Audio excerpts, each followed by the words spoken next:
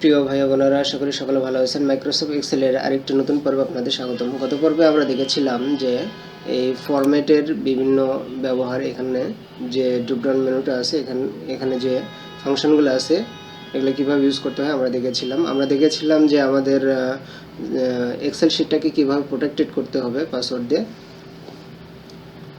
বা লক করতে হবে, এটা আমরা দেখেছিলাম। তো আজকে আমরা দেখব যে এই যে সামেশনের যে চিহ্নটা আছে, এখানে একটা ড্রপডাউন আছে, এর মধ্যে যে সকল ফাংশনগুলো আছে এই সকল ফাংশনগুলো নিয়ে আমরা আলোচনা করব। তো এটা আমি সহজ করার জন্য আমি এখানে লিখে নিয়েছি। তো আমরা প্রথমে দেখব যে সাম ফাংশন আমরা আগেও করেছি, কিন্তু আমাদের এখানে যে আমরা যখন ফর্মুলা লিখে তারপর আমাদের এখানে এটা সিলেক্টেড করে দিতে হয় যে রেঞ্জের মধ্যে আমরা এটা সাম নিতে যাচ্ছি। তো এখান থেকে এখন এটার একটা সুবিধা আছে যে এখানে আপনার হচ্ছে কোনো ফর্মুলা লিখতে হবে না, এখানে জাস্ট এটা ফাংশনটা অটো কাজ করবে। তো এখানে যদি আমি ক্লিক করি তাহলে দেখেন এটা হয়ে যাচ্ছে। তো আমরা এটা নিব না, আমরা আমাদের যে কলাম আছে এই কলাম বরাবর নিয়ে যদি আমরা এই রেঞ্জটা সিলেক্ট করে দিলাম, এই রেঞ্জটার আমরা এখানে সাম চাচ্ছি। তো আমরা যদি এখন ইন্টারপ্রেস করি তাহলে এই রেঞ্জের যে সাম এটা চলে আসতেছে এই জায়গায়। সেম একইভাবে আমরা অ্যাভারেজটাও এইভাবে নিতে পারি। অ্যাভারেজ আমরা যদি এটার অ্যাভারেজ করি, এখন যদি ইন্টারপ্রেস করি তাহলে এটার অ্যাভারেজটা বের হয়ে আসবে। মিনিমামও আমরা এভাবে বের করতে পারবো, অর্থাৎ আমাদের যে এই রেঞ্জের ভিতর সব থেকে কম যে ভ্যালু, সেই কম ভ্যালুটা এখানে চলে আসবে। দেখেন 15,200 এখানে হচ্ছে সর্বনিম্ন ভ্যালু। এরপরে ম্যাক্সিমাম ভ্যালু আমরা এখান থেকে বের করতে পারবো।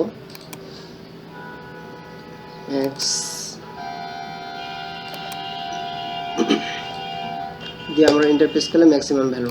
এরপর আছে কাউন্টটা আসলে কাউন্ট ফর্মুলাটা এইভাবে কাজ করে যে আমরা যে রেঞ্জটা সিলেক্ট করে দেবো সেই রেঞ্জের মধ্যে নিউমেরিক ভ্যালু আছে, শুধুমাত্র নিউমেরিক ভ্যালু আছে এইরকম সেলগুলোকে কাউন্ট করবে। এখানে সেলগুলোকে কাউন্ট করবে, নট কোনো ভ্যালুকে কাউন্ট করবে না। এখানে নিউমেরিক ভ্যালু আছে এরকম শুধু সেলগুলোকে কাউন্ট করবে। তো আমরা যদি এটা দেখি প্র্যাকটিক্যালি, তো এখানে যদি কাউন্ট নাম্বারে আমি ক্লিক করি, তো আমরা এটা চাচ্ছি না, আমরা চাচ্ছি যে এই যে এখান থেকে এই রেঞ্জটা দিয়ে দিলাম, এই রো বরাবর আমরা দিয়ে দিলাম। দিয়ে যদি আমরা ইন্টারপ্রেস করি তাহলে এখানে 4টা, তাহলে আমাদের এখানে রো সিলেক্ট করেছিল 7টা, 1টা 2টা 3টা 4টা 5টা 6টা 7টা, কিন্তু এখানে শো করতেছে 4টা, কারণ এখানে আমাদের নিউমেরিক ভ্যালু আছে এই 4টা সেলের মধ্যে।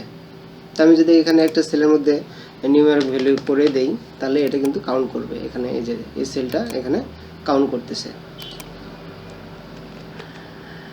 এরপরে যেটা আছে সাইন হচ্ছে আমরা ওই যে ফিজিক্সে বা ম্যাথমেটিক্সে আমরা যে সাইনের মান বের করি, sine 30 degree, sine 50 degree, sine 60 degree, sine 90 ডিগ্রির মান যে বের করি, সেই মান এখান থেকে আমরা বের করতে পারবো। তো এটা করার জন্য আমরা যদি এখানে মোর ফাংশনস আছে এখানে ক্লিক করলাম, এখান থেকে আমরা সাইনে ক্লিক করবো, তারপর ওকেতে ক্লিক দিলে এরকম একটা ডায়লগ বক্স আসবে। তো এখানে বলতেছে নাম্বার, আমরা কতর মান চাচ্ছি, সাইন কতর মান চাচ্ছি। তো আমি যদি এখানে 90 ডিগ্রি দেই, 90 যদি দেই, এখানে ডিগ্রি না, এটা 90 সংখ্যাটা দিয়ে যদি আমি ওকেতে প্রেস করি, এখানে আমার সাইন 90 ডিগ্রির মান চলে আসবে। এখন 90-র মান চলে আসবে, সাইন 90। এখন যদি এটা আমরা ডিগ্রিতে কনভার্ট করতে চাই তাহলে আমাদের এখানে রেডিয়াসে এটা কনভার্ট করে দিতে হবে। রেডিয়াস কনভার্ট করে দিয়ে এখানে ব্র্যাকেট আরেকটা দিয়ে ক্লোজ করে দিয়ে এখন যদি আমরা ইন্টারপ্রেস করি তাহলে সাইন 90 ডিগ্রির মান আমাদের হচ্ছে 1, এটা চলে এসেছে। এরপরের যে ফাংশনটা হচ্ছে হাইপারলিঙ্ক হচ্ছে যে কোনো একটা টেক্সটকে আমরা লিঙ্ক আপ করব, অর্থাৎ কোনো একটা টেক্সটকে আমরা লিঙ্ক আপ করব কোনো একটা লিঙ্ক দিয়ে, যেটাতে ক্লিক করলে আমরা ওই লিঙ্কে চলে যেতে পারবো বা ওই সাইটে চলে যেতে পারবো। তো চলুন দেখি এটা কীভাবে করে। এটা করার জন্য আমরা এখান থেকে মোর ফাংশনে যাব, যে হাইপারলিঙ্কে যদি ক্লিক করি দিয়ে ওকেতে প্রেস করলে এরকম একটা ডায়লগ বক্স আসতেছে। তো এখানে দেখাচ্ছে যে লিঙ্ক লোকেশন, অর্থাৎ আমরা কোন লিঙ্কটা চাচ্ছি, আমরা যে সাইটের লিঙ্কটা দিব বা যে লিঙ্কটা দিব সেই লিঙ্কটা এখানে কাজ করবে। তো আমি যদি আমার চ্যানেলের লিঙ্কটা এখান থেকে কপি করে নিই, নিয়ে যদি এখানে আমি এটা পেস্ট করে দিলাম, এরপরে বলতেছে ফ্রেন্ডলি নেম, এখানে একটা নাম দেওয়ার জন্য বলতেছে, সহজ একটা নাম দে। তো এখানে আমি আমার চ্যানেলের নামটা দিয়ে দিলাম।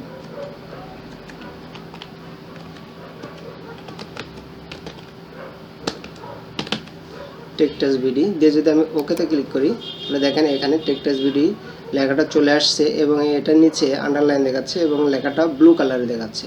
অর্থাৎ এখানে লিঙ্ক আপ হলে এমএস এক্সেলে যদি কোনো টেক্সটকে আমরা লিঙ্ক আপ করি তাহলে এটা অটোমেটিক্যালি আন্ডারলাইন এবং ব্লু কালার হয়ে যায়। তো এটা করা, আমি যদি এখন এটাতে ক্লিক করি তাহলে কিন্তু আমরা ওই সাইডে চলে যেতে পারবো। তো দেখেন আমি ওটাতে ক্লিক করছি, ক্লিক করার মাধ্যমে আমার চ্যানেলে চলে যাচ্ছি।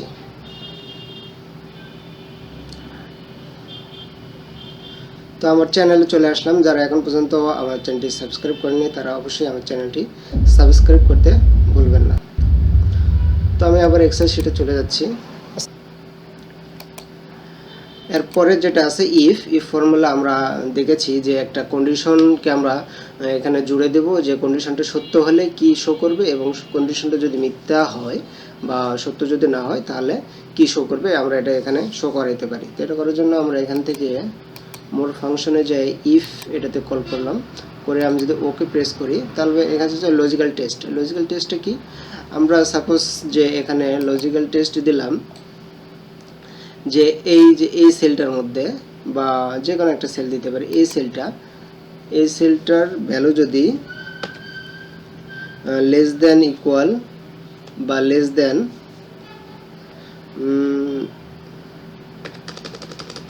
আমরা 1 লাখ দিলাম, অর্থাৎ এই সেলটার ভ্যালু যদি কি হয় 1 লাখের কম হয় তাহলে কি শো করবে, তাহলে এখানে আমরা দিলাম ট্রু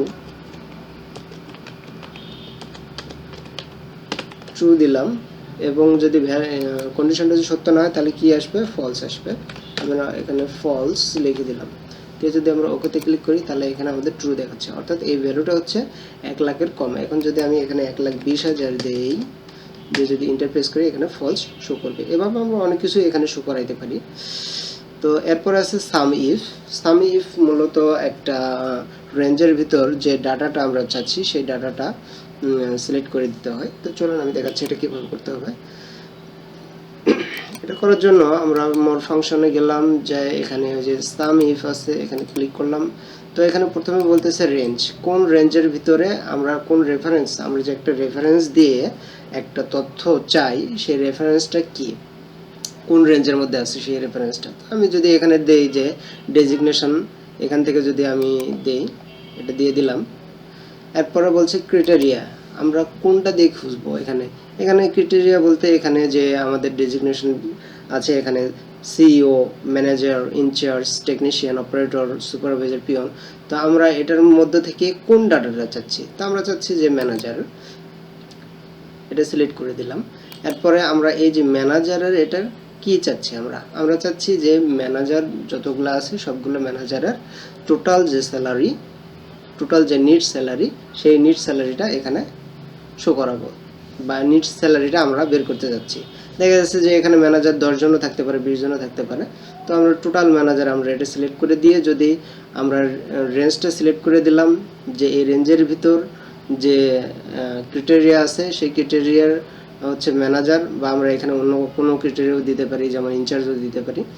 সেই সেলটা সিলেক্ট করে দেওয়ার পরে দেখেন আমরা এখানে এটা সিলেক্ট করে দেওয়ার পরে এখানে ম্যানেজার দেখাচ্ছে, তাহলে আমাদের ক্রাইটেরিয়া হচ্ছে ম্যানেজার।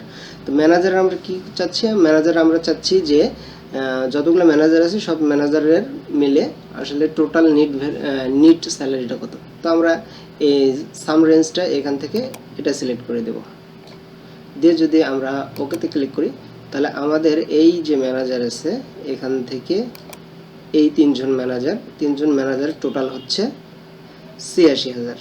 তো এখানে ৮৬,০০০ চলে আসছে। তো আশা করি ভিডিওটা বুঝতে পেরেছেন, এবং ভিডিওটা যদি ভালো লাগে অবশ্যই ভিডিওটাতে একটু লাইক দিবেন, আর আমার চ্যানেলে নতুন হলে চ্যানেলটি সাবস্ক্রাইব করবেন। সকলে ভালো থাকবেন, আল্লাহ হাফেজ।